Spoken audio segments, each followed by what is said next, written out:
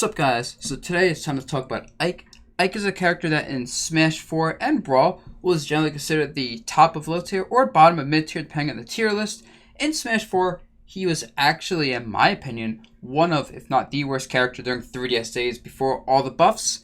And at some point, I consider him the bottom of high tier before DLC became relevant, before the meta really evolved. And Ike's main weaknesses have always been being really slow in the air and on the ground, having really bad frame data with both startup and end lag on most of his moves, having an exploitable recovery and exploitable disadvantage state. And I think Smash Ultimate is trying to patch up these weaknesses, but he's still going to have them. He's getting some nice buffs overall, and I think he's going to be a better character, but I'm not sure if he's going to be quite an amazing character. There's a couple of things that may or may not be busted on him. And let's get into it. I think actually the biggest change to him is one of the mechanic changes, jump squats. His Smash 4 jump squat was frame 7, and Ultimate is frame 3. That is a 4 frame buff. That means all his short up aerials are now 4 frames faster. That is a massive deal, considering all of his best moves, or most of them, were aerials. So yeah, just think about that what you will. Characters such as Sheik and Fox, who oppress him with frame data to prevent him from jumping, won't be able to do that nearly as effectively now. Speaking of mechanic changes, let's talk about the movement changes. Ike was a character that had really bad movement, as I mentioned. So when you raise the movement floor for the cast, characters at the bottom of that floor, such as Ike or Olimar, really benefit. So that's just a cool slice of life change for Ike. I'm not sure how the offstage changes are going to help him or hurt him, because his recovery was already exploitable, and now it should be more so. But he should be able to exploit other recoveries more with Neutral B, but Neutral B was already pretty good at exploiting certain recoveries, along with him just going off for aerials and 2-framing with down tilt sometimes. At least I believe it could 2-frame. So, overall, I'm not sure if that's going to help him much. Air dodge changes should be nice for him as well, because his airspeed was so bad that he couldn't escape a lot of juggles regardless of what he did. So, at least having the option to air dodge away from certain situations will be helpful, I think. And now let's get to actual moves. So, jab. Jab 1 and 2 seem to keep the opponent grounded now, meaning they won't get hit by it and then fall out. I know with Rosa, I could sometimes get hit by the tip of it and then kind of DI out and punish Ike. Since I was a floaty character, I'm sure other characters could do that. So it's a nice little quality of life change for him. May actually be a pretty big deal in certain matchups. Neutral air now comes out 2 frames faster, and that's a big deal, because now it went from 12 to 10 frames, but also adding the 4 frames extra reduction because of the jump squat thing, and now it's essentially 6 frames faster. That is nice considering how good neutral air was at basically everything. Comboing, pressure, spacing, cross-ups, it was just a jack of all trades.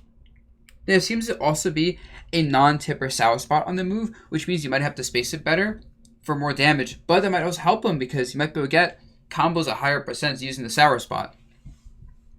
Up air has a new animation, which is a very nice looking animation. It's better than the helicopter. Has 1 frame less startup. It seems that there is a late hit sour spot on it. It seems there's less active frames, but it arcs much more, meaning it's going to hit people getting to the side of Ike better. So I think overall it is getting buffed.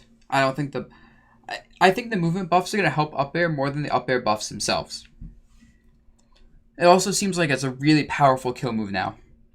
Forward air. Forward air actually kind of got nerfed. It no longer short hop auto cancels, which is a big deal considering, sure, it only has 14 frames landing lag now, down from 18, but I'd rather short up auto cancel than have 14 frames landing lag any day. It also got a 1.5% damage reduction between Smash 4 and Ultimate, not factoring in the 20% buff to 1v1 no item gameplay. So now it's only doing 0.8% more damage in 1v1 with no items. That hurts.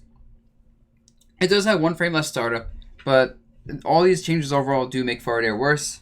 Back air may have a sour spot added, but that's about it. Down air. Down air is basically unchanged. However, down air might be safe on block when landing because it went from 23 frames of landing lag to 14. And of course, all of Ike's aerials have less landing lag. Everyone's do, but this move in particular really benefits from that if it's now safe on block. Up tilt.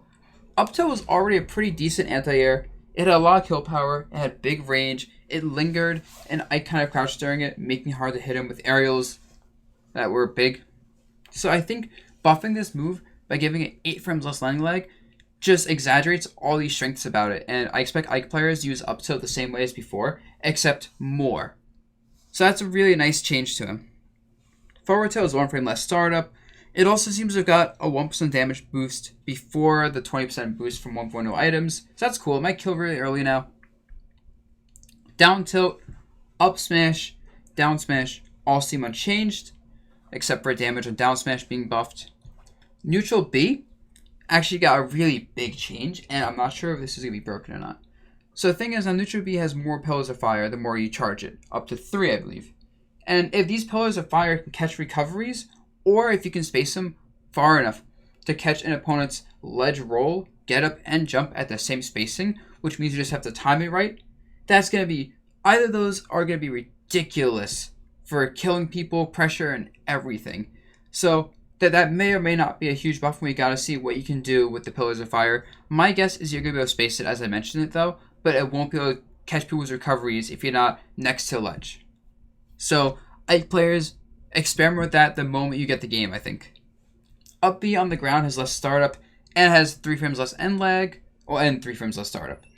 Which is okay, I guess. It's not really going to do much. You didn't really up B on the ground. Side B, however, got 11 frames less end lag on it on the ground. Now, that move should still be punishable on block. I don't imagine it won't be. But it may be better at catching people landing in front of Ike now, because you can throw it out, knowing there's less chance you get punished on whiff if they're in the air. Overall, I doubt this could be a big buff, but it could be depending on just how safe side B is now and how much you can throw it out to catch people landing, or how much you can risk doing it to catch rolls. Grab only got a 3 frame nerf to its end lag, which compared to most of the cast is not that much, so yay Ike. And I believe those are all the changes. Overall, I think Ike is looking like a better character, as I mentioned, but with the same flaws. Let me know what you guys think in the comments below, and give me characters for the next one of these videos. Peace.